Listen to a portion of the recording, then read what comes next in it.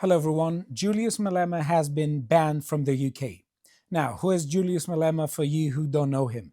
He is the leader of the EFF party of South Africa, and he has been singing some chants that can be interpreted as incitement to violence. In fact, it's a direct and clear incitement to violence.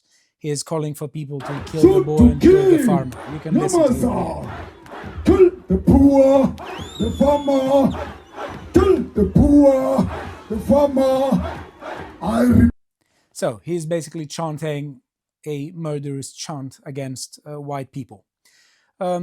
Trump showed this and other clips to Cyril Ramaphosa, the South African president, and Cyril Ramaphosa wasn't particularly happy. And this was one of Trump's good moments, if you ask me. And in fact, it's just indefensible. You just can't defend it. But he has said much more, and he has been taken to court by the AfriForum, and he has said some really bad stuff. In fact, he has said that he can't deny that he will ever call for a white genocide. So I'll show you also some bits here from Julius Malema. Must never be scared to kill.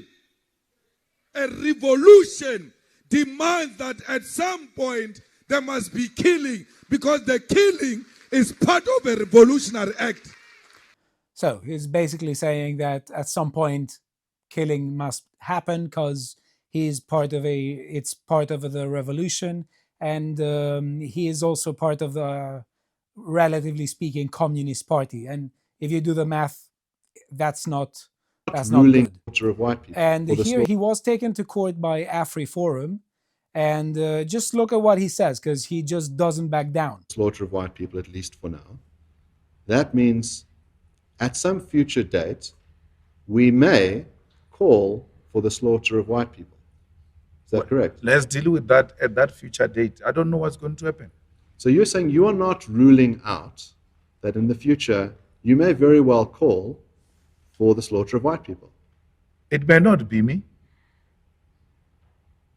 Could it be you? It could be me, yes, but it may not be me. Yeah, so it could be you. You could, at some future date, call for the slaughter of white people.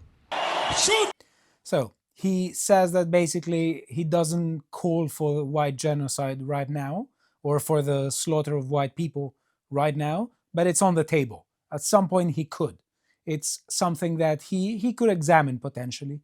It's part of the alternatives he feels comfortable entertaining. So here he was invited by Cambridge University to give a speech in May, and the visa application wasn't processed in time. So he accuses here the British High Commission in South Africa of deliberately failing to process a visa application in time for him to visit the UK to give an address at Cambridge University. In a statement, EFF national spokesperson Sinawo Thambo said Malema was scheduled to address the 11th annual Cambridge Africa Together conference, an event hosted by the African Society of Cambridge University.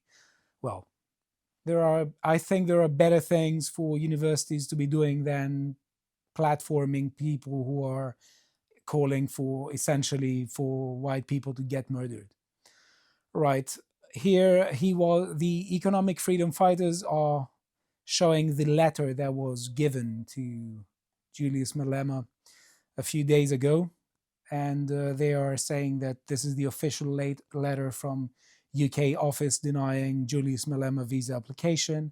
And the question is, why did they do this? They did this supposedly for the public good. They said that he has expressed support for groups that the UK government and the UK state considers to be terrorist groups, Hamas and Hezbollah.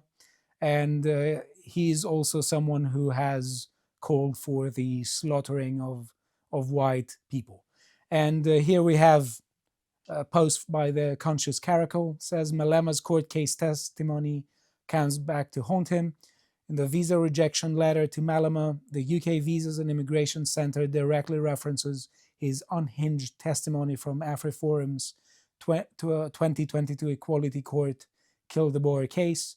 Malema's testimony that he could not rule out the possibility of calling for the slaughtering of white people in the future was directly quoted back at him as substantiation. Damning. Right, and here we have another post, which is a bit scary. I'll tell you, I find it a bit scary. So WSM here says a normally lily-livered British government has done what the combined SA Human Rights Commission, Concord, and Parliament don't dare to do: punish Malema for his violent and threatening rhetoric. Now, what is absolutely terrifying to think is that if the Labour government did this to him, how worse is the South African government? And the answer is a lot. And that's very frightening.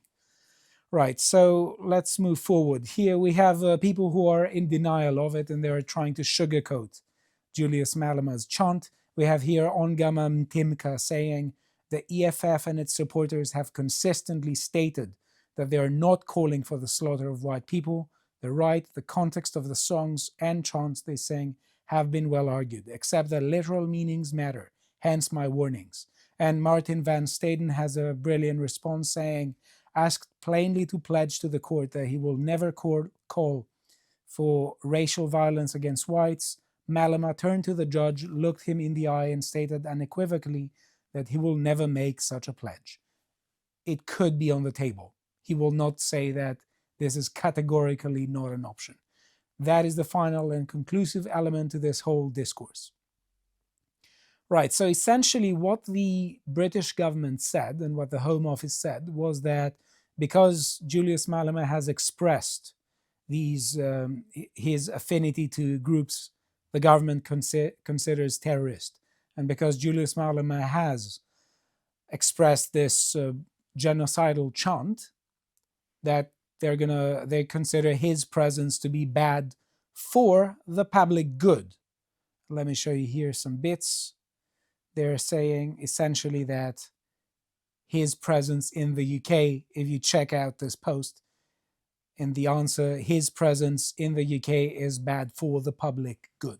And I want to say that I think that this is a correct decision by the Home Office, but I want to give some advice to them because it seems to me that this is a selective decision.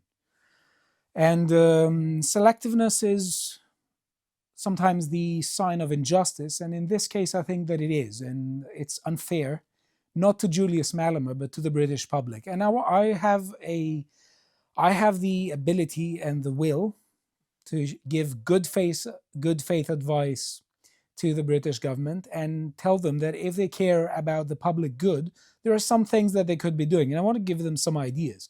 So here, for instance, I have several headlines showing how several people avoided deportation because of the ECHR. And I'm very happy and more than happy to give very good faith advice to Sir Keir. So we have here from the Telegraph on the 28th of October, pedophile avoids deportation under ECHR because it would be unduly harsh on his children. Now, this makes zero sense because you could incarcerate people and it would be harmful and harsh to their families. That's no reason to not incarcerate murderers and rapists. They should have known better. It just doesn't work this way. But this convicted pedophile overturned a bid to deport him by claiming the move would harm his children. The Indian criminal, who can only be referred to as HS because of a lifelong anonymity order, claimed that deportation would hurt his right to private and family life under Article 8 of the European Convention on Human Rights, the ECHR. By the Standard here, we have rapist avoids deportation because he fears persecution for his sexuality in Jamaica. He is allegedly bisexual, and for some reason it's been believed that Jamaicans don't have a particularly good approach to bisexuality. So despite the fact that he raped people in the UK, he is going to avoid deportation because his private his safety may be at risk in Jamaica.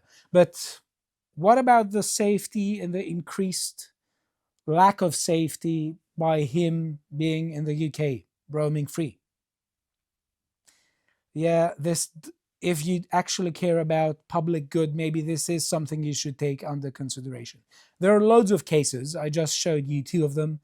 And there are lots of people who are appealing to ECHR Article 8. And especially in this article, we see here that the Indian rapist and the pedophile, he avoided deportation because he appealed to Article 8 of the European Convention of Human Rights, ECHR.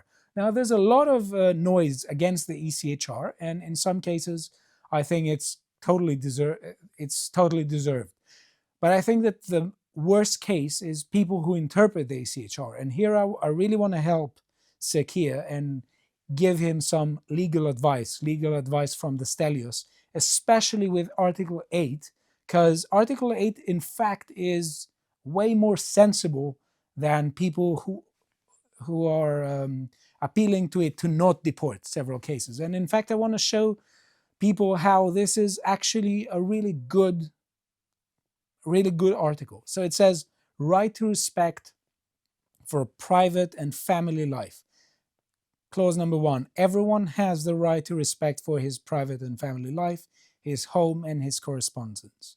Article number 2, there shall be no interference by a public authority with the exercise of this right, except, so there are conditions, it's not unconditional, except such as is in accordance with the law and is necessary in a democratic society in the interests of national security, public safety, or the economic well-being of the country, for the prevention of disorder or crime, for the protection of health, of morals, or for the protection of the rights and freedoms of others. So my legal advice to Sakia is that you can actually appeal to Article 8 and show how lots of people who are consistently avoiding deportation could actually be deported and deserve to be deported, and also the British public and people who live in Britain, they deserve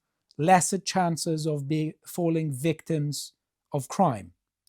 And for the same reason that Julius Malema got banned into the UK for being a threat to public good, lots of other cases could perhaps share the same fate. So, good idea as far as Julius Malema's entry to the UK. That was a good action, and my advice has been completely in good faith, and please be my guest and follow it. Thank you very much.